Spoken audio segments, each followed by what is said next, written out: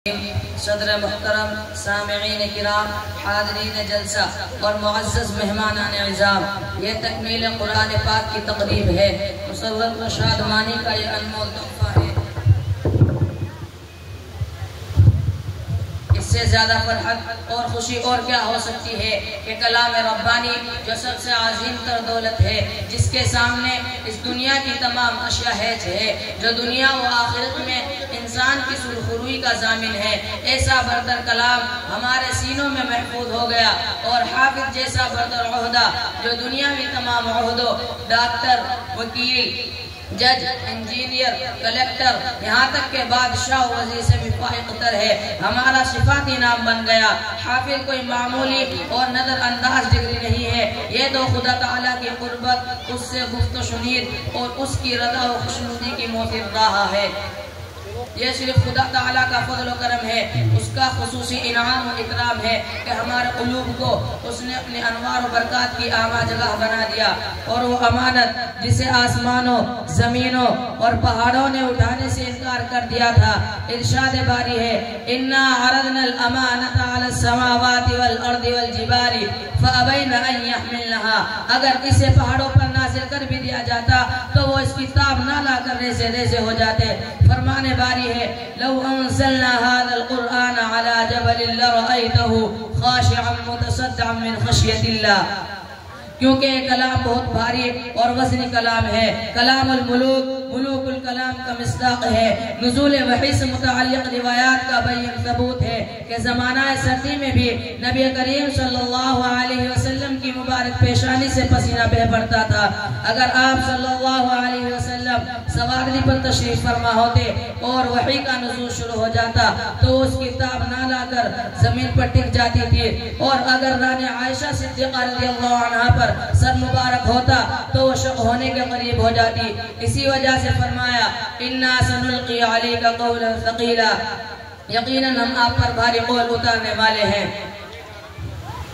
محترم حضرات، لیکن اللہ تبارک و تعالیٰ نے اس عظیم ذمہ داری کو میرے حوالے فرمایا، اور وَحَمَلَهَا الْإِنسَانَ إِنَّهُ كَانَ ظَلُومًا جَهُولًا کی دشنا میں محبت کا میں بھی مصداق بن گیا۔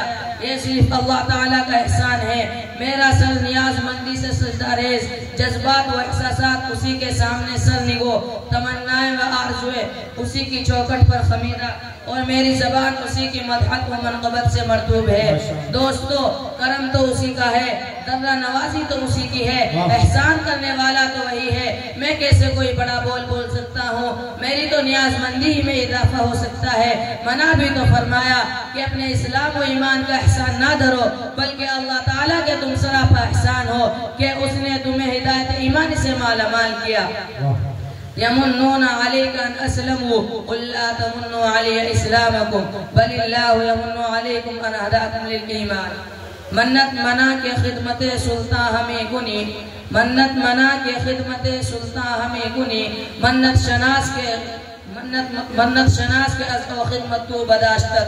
ایک انبوہ کثیر سے اس نے ہمارا انتخاب فرمایا، ورنہ بہت سے سینے تو فلموں کے اڈے بنے ہوئے ہیں، بہت سے فحش گانوں کی قیامگاہ، بہت سے خرافات کا دفتر، بہت سے فسق و فجور کی چوپالے، اور بہت سے کذب، غیبت اور بہتان کے منبع ہیں، مگر میرا گندہ سینہ تو حفاظت قرآن کا ذریعہ بن گیا۔ اس میں اللہ تعالیٰ کا کلام تسلیم کاری کر رہا ہے۔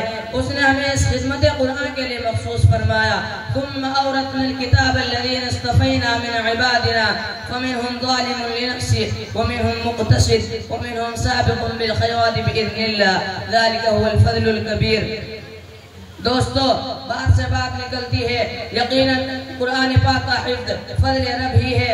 میں اپنے اساتذہ کرام، اسٹیج پر تشریف فرما بزرگان دین اور ذمہ داران مدرسہ سے معافی چاہتے ہوئے یہ عرض کروں گا کہ یقیناً آپ حضرات کی محنتیں قابل مبارکباد، طریقہ تعلیم بہت عمدہ، جد و جہد لائق تقلید، والدین کی کاوشیں بھی لائق تحسین، رشد آخری، لیکن انسان بغیر فضل رب کے حافظ ہو ہی نہیں سکتا۔ جب تمام طریقے، تمام محنتیں اور تمام محنتیں اور تمام اسباب آخری حدوں کو پہنچتے ہیں، تب اس میں فضل رب کی بوندیں پڑتی ہے، رحمت خداوندی سایہ فگن ہوتی ہے۔ اگر فضل رب اور رحمت خداوندی یاوری نہ کرے تو والدین لاکھ سر پھوڑ لے، اساتذہ کتنی ہی کاوشیں کر لے اور مربی کسی بھی طرح اپنے سر کھپا لے، لیکن کوئی مکتب، جامعہ، مدرسہ اور مسجد حافظ بنا ہی نہیں سکتی۔ اسی وجہ سے فرمایا قل بفضل اللہ و برحمتہ، یہ تو اللہ کا فضل و کرم ہے۔